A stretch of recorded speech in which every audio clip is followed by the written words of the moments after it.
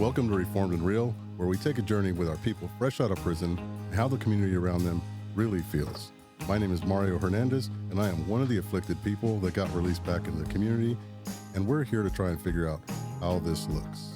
And I'm Wayne Berg, curious onlooker who wants to know about our prison system, get to know the stories beyond the stigma of incarceration, and because, like Mario Hernandez, I believe all stories count. All right, Wayne, welcome back. Yeah, welcome back. Been a Good long to see week. ya. Didn't I just see you the other day? This is our little sanctuary, I guess, right? Yeah, and then we rope other guests into it. It's pretty good. Speaking of roped in, we've got a couple of guests with us today. We've got Danielle Maddux back with us again. You want to say hi? Good morning, everyone. Welcome back. And we have an addition to our little crew here, and we have Leeana Snell. Leeana. Hi. Hi, how are you? Good. Are you nervous? A little bit. Don't be. Yeah. So we're going to dip right into it, Wayne. Yeah. So, Leeana, I've noticed you around here for, I don't know how long. You were probably around a little bit before I came on the scene, but how did you come, what do you do here at Learning How to Live, and how did you come into it? So I am the reentry program specialist at Learning How to Live. I went to Boise State and graduated with my criminal justice degree. And I found out about Learning How to Live right when they moved in. So I, as part of my leadership program for school, I decided to do a project with Learning How to Live. And I hosted planned and coordinated the grand opening event. And then after that, it was just too hard to part ways from everybody here. So, yeah, now I'm involved in corrections and going down that path with my degree. That's great. What made you select criminal justice? I've just always loved it. I thought I wanted to go to law school. I was actually studying for the LSAT when I was doing the grand opening event, thinking that that's what I was going to do. But I've just loved every aspect of it, and I've always had the heart for corrections, people who want to change their lives, and so I tried to explore every avenue that I could, even law enforcement. I've considered all of it, and then I just fell in love with corrections once I got involved with everybody here. Yeah, you must see the rehabilitation aspect of it a little bit. Is that kind of what draws you to it? I think it's easy for me to see the humanity first when dealing with the people that we see at Learning How to Live, and I don't think that everybody has the heart for it. Not everybody wants to go and work in the prisons and thinks that those people are awesome and just, loves everybody. But I do. So I think that that's special, and I don't want to waste that. Yeah, that's great. That's Good, great. Cool. And we got Danielle. Danielle, just give us a recap. Who are you? So my name is Danielle Maddux. I am the assistant executive here at Learning How to Live, but I wear many hats. I do several things around here. Currently, right now, I am gathering information from all over the state. Every district and every reentry specialist in the state of Idaho is sending me felon-friendly employment employers, and I am putting all of that in a spreadsheet so that we have a statewide felon-friendly hiring list. So anyone coming out from CUNA, which is the biggest prison, biggest population in Boise or in the state, that if they are trying to go to a different district, they'll have the resources before they go there. Good.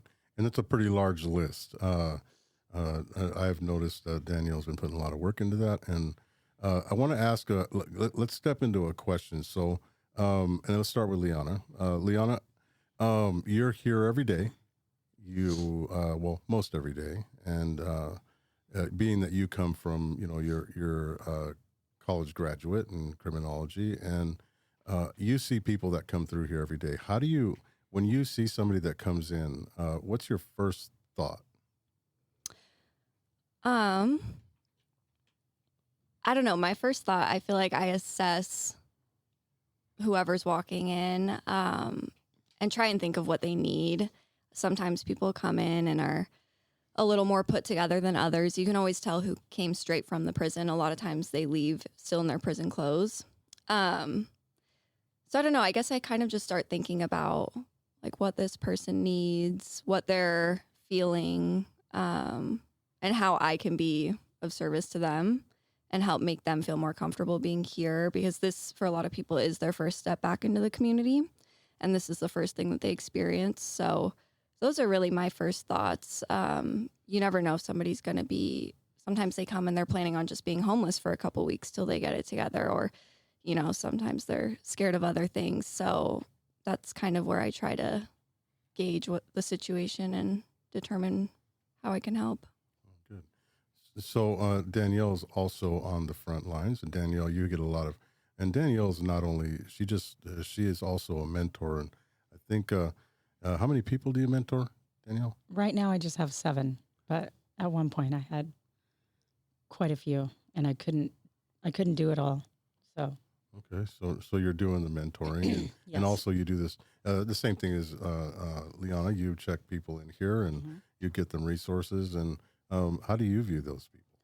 So for me, I know exactly what they're feeling when they come in the door, and I always want them to know that I tell them, you know, how long I've been out, and I know exactly what you're feeling right now. So I just find out where they came from and kind of relate to them on what facility, and maybe a little bit of banter back and forth about that facility, and just help them feel comfortable with why they're here. That first day, I believe, for me anyways, in my past, what you do in that very first day can determine like the next, you know, few days or months of your life. If you're making the right choices that very first day, and you make connections with people that very first day and get phone numbers, I think that's like super, like that's very helpful. So I always make sure that I give everyone either your card or my card, and offer, I do a support group. I facilitate a support group in the community. And so I always send everyone with a flyer of the time and date of that, and invite them, no matter what district they're going to.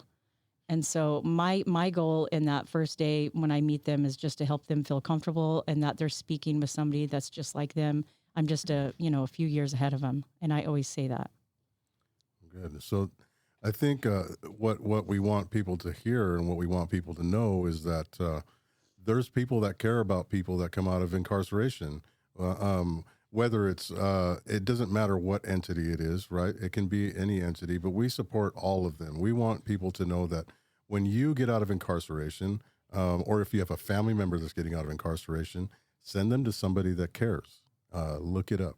We've got St. Vincent de Paul. We've got Youth Ranch. We've got, of course, Learning How to Live. We've got One Love Foundation.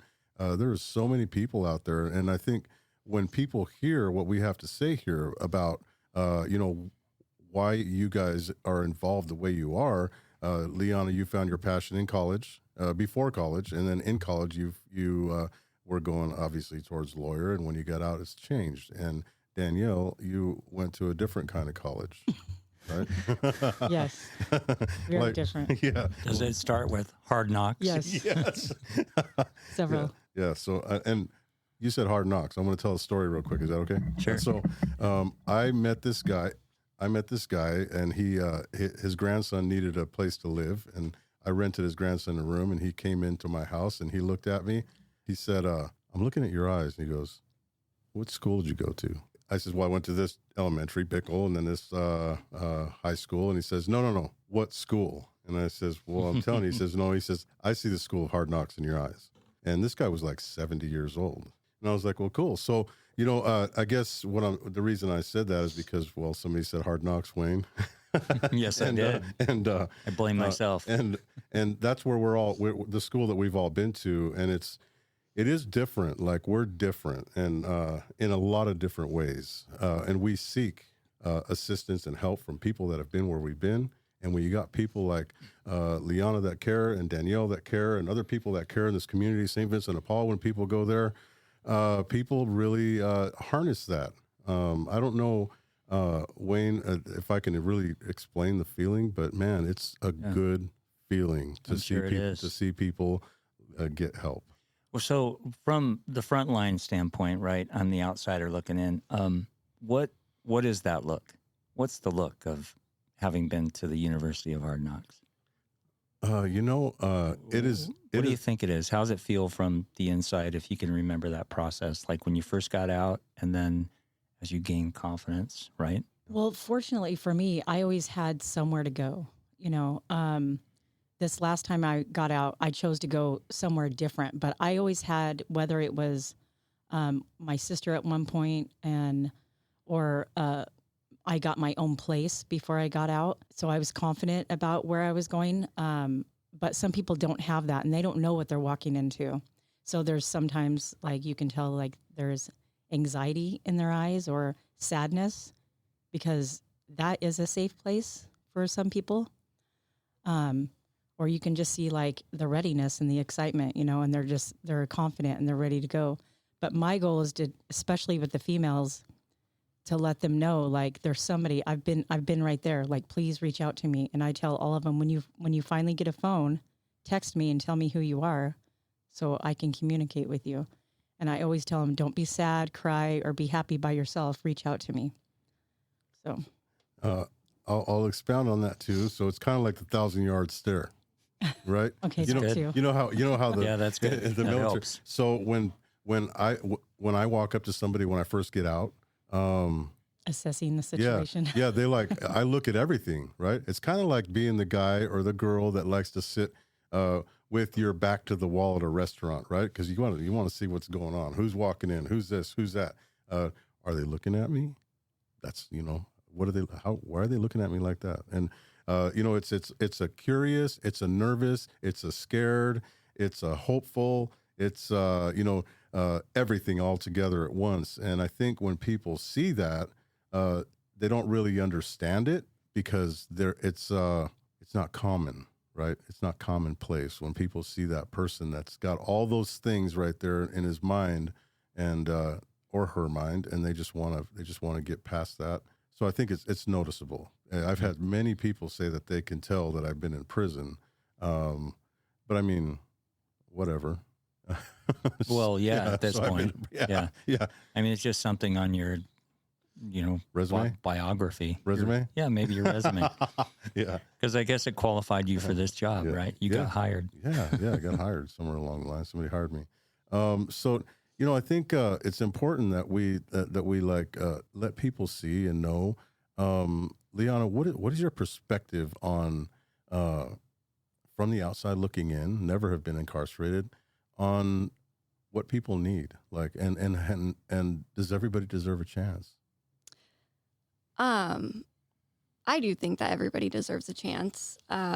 Obviously, a lot of the people that are getting out, I mean, I've only ever had good experiences with the people getting out.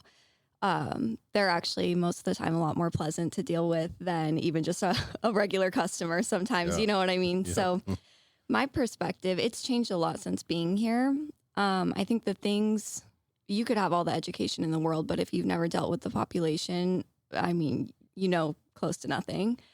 So now that I'm here, I think I have a good perspective and understanding of the way that people feel when they come out. And I've learned a lot of that from you and Danielle. Like, I know that it's overwhelming for a lot of people. I know a lot of them are scared. Like, there was a girl in here the other day. She went to the bathroom and her mom was telling me how, she's just down on herself and was feeling really nervous about being out, and she was really discouraged. And so obviously, like, in that situation, I told one of our other employees who works here, Opal, who has been incarcerated as well. And she came over and gave her some words of encouragement. So I don't know. I think that I have a much softer perspective on the individuals coming out now than I did before. You don't really realize how much they're going through when they come out, and they want to believe in themselves too. And I think that that's one of the most important parts, is making sure that they feel, especially from somebody like me who hasn't been incarcerated, like, I don't ever want them to feel like I'm looking at them in a different way than you or Danielle would be looking at them. I want them to know that I believe in them too, and I'm excited for them, and it's going to be okay. Good. So they don't look like aliens? No. They're not aliens? You'd They're be like surprised. from another planet, because some people, they expect something different, Yeah. but they're just Sure. normal people, Yeah, right? that is the biggest thing. Well, Yeah. to themselves, they may think they look like aliens, right? Yeah. Yeah, they feel like it. Yeah, sure. Which Feel is- like an outcast. Yeah. Which is funny, because I used to, and I know and I'm going to go to Danielle here in just a second, but my mom I used to tell my mom, you know what? I feel like somebody's always freaking watching me. Like, I feel like somebody's always watching me when I get out of prison. And I'm like, and I said, I don't know if it's just like because I'm on parole or what's going on, but I always feel like the heat's always on. I think one day I ended up figuring out that it wasn't somebody watching me. It was just somebody upstairs trying to prod me in the right direction. Yeah. Or you watching you. Yeah, me watching me, being too overconscious. Right. Danielle, how about you? Did you feel like you were the under a microscope when you got out? Well, this last time, no. But as I've said on the other podcast, I've experienced parole 7 times. Wow. I know. I finally figured out why I was having to go through the parole commission process. I'll never have to do that again. Get a punch card. Yeah, exactly. For me, I can remember a few times I was feeling shame when I got out because then I was, when you're away, you only see the people that you're surrounded by. But then I was going to worry about running into my old employer who, for whatever reason, I never showed up for work. We can figure out why I didn't and why I left that big gap in the business or whatever, or run into someone that, all the negative things that we do in our addiction. So for me, sometimes it was shame or guilt and it showed on me. And there's almost like you just kind of become a recluse. And I'm a very social person, but I was very nervous about even knowing that I had to make amends with certain individuals the day that I would have to do that, which I never knew when that was going to be. That made me nervous, and that came out in my, behaviors and the way I spoke and all that. That's that 1,000-yard stare. It's really it's a negative 1 foot stare. It's you looking at yourself from behind. Right. Yeah. So we're going to take a quick break, Wayne. Sounds good. We're sitting here with Danielle Maddux and Leeana Snell, and we'll be right back.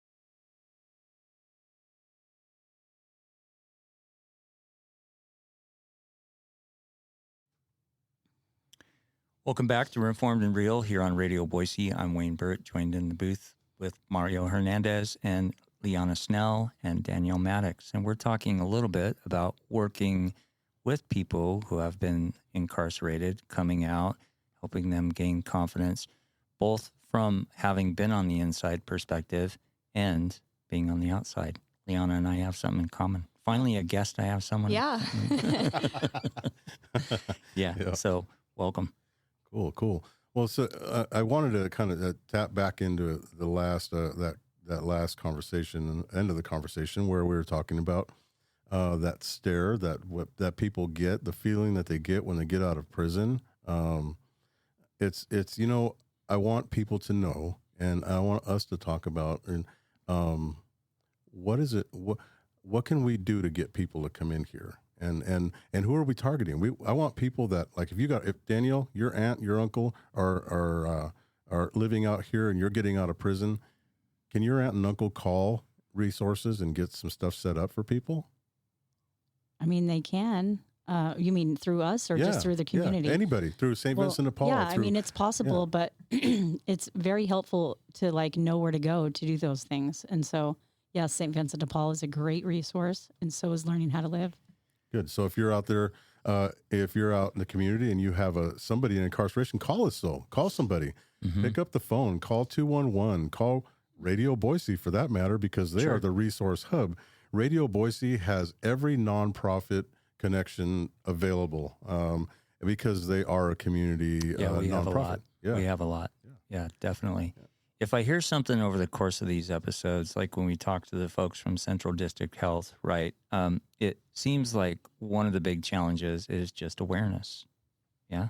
Mm-hmm. And so with you compiling a list of businesses who are friendly to people who have recently been released, what are the kinds of work are are you doing, or what kinds of work do you see need to be done to get that awareness out there, besides having a podcast? Well, first, I mean, the most important part is to get the community involved, which is part of the podcast, but it's also like our thrift store, right? And that's also St. Vincent de Paul's thrift store, and that's Idaho Youth Ranch's thrift store and Thriftology and everybody else in town that helps people. I think that all of us making the community aware that we're here, and we're here as a resource to you, your family, your friends that are incarcerated. I think that every nonprofit that I know, Wayne, isn't just hamstrung to people getting out of incarceration. Everybody likes to help everybody. Yeah, that's my sense too. Yeah. I don't sense anyone's putting signs out that say, hey, if you've been in prison, don't come in here. Yeah. Not officially anyway. So, but through all this, right? And this is my outside perspective. I'm becoming more educated outsider. Thank you guys. I appreciate it. But I do see that for most people that we've encountered, right, and listening to their stories, it doesn't take that much for you to see the humanity in somebody. Mm-hmm. It really gives you a lot of confidence in this human race of ours. There are many things that give me a lack of confidence, yeah. but this is a good one. But you see that people are even new to this project. Like, how long have you been working here, Leeana? Basically since July. Since July, yeah. So a little over a half a year, or coming up on 2/3 of a year. And through that, right, your description of your evolution has been exactly the same thing. It's like, what did you say? You have a softer approach. Your sense is a little bit softer. So it just seems like more and more people need to experience it, right? Yep. And that's kind of the goal. Yeah. So what do you have to say to somebody, Leeana, that just say you could be a family member of somebody incarcerated, or just a community member? What can you say to somebody to have them have a softer approach like you've learned to have? I think something that I do all the time is tell people my experience here, especially because when I first started volunteering here back in July, and I was here all the time, I remember family members, friends, just people that I knew, when I would tell them like, oh yeah, I'm working at Learning How to Live. They have work release guys come in every day from the prison, and we're helping people right when they get out. And everybody was like, oh, I'm a little bit worried about you. I'm not gonna lie, people thought that there was something to be scared of. And it is shocking, even when I tell people that I'm going to go work in one of the prison facilities, their response a lot of the times is concern. They think that there's something to be scared of. And when I tell them about how most of these people are struggling with addiction or trauma and issues like that, and that what I've learned is that most of the people, everybody that I've ever encountered, has a really good heart. I tell them about you and Danielle, and I tell them about the work release guys and how I just trust them with my life. They're awesome. They're amazing. And, it's interesting to see the way that even the people in my life have changed their perspective on people coming out of prison. And, I try and tell that story to anybody in the community, just no, these people are awesome. You have no idea. And I think that helps change people's understanding of the types of individuals that are in prison and that are coming out of prison too. So cool. That's pretty cool. And one of the best proponents of change and help that I know is Danielle. Danielle, how do you soften people up? What do you say? Because you meet people at your restaurant. Well, that's what I was just thinking of. We were on the same page. So as she was talking, I work at the Griddle in Meridian, and I've been there for almost 2 years. And you build a rapport with the regular guests that come in, and you meet their children or grandchildren, and celebrate birthdays or whatnot. And the guests there come in often. So after a certain time, they'll say something, and I'll be like, oh, I was at my other job. And they'll say, oh, well, this is a common conversation. What else do you do? And I tell them. Months later, that leads into another conversation where I don't share my real true story with every individual, but then they've been shocked when they hear that, which is a compliment to me, believe that, that I've been incarcerated, and they're just like wowed. And that's one of the biggest compliments, is when somebody's like shocked by that, because I mean, that's my core, right? Or I categorize myself as like, Yeah, it's a big part of your life. yeah, over 20 years. So I think that softens people, that reality. That's what I thought of instantly when she was speaking.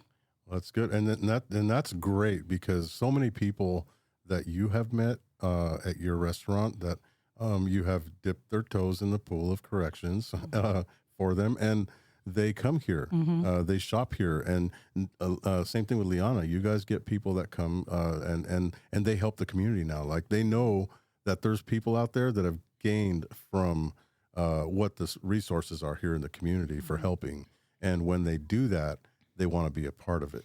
It's a winning message. It is, absolutely. Yeah. So yeah, good job, ladies. Yeah, Good job. and way to break it to folks gently. Yeah. They're like, oh wow, yeah, that's amazing. Wow, I already identified you as a good person, and then you're telling me this? Come on. Yeah. That's a great message. It's even eye-opening great, because people get to see that those of us that have been busted and went to prison, county jail, treatment programs. More than once. Yeah, more than once, that we are capable. So that means, gosh, if that guy's capable, if that girl's capable, then really, is everybody? Yeah. They are. Yeah.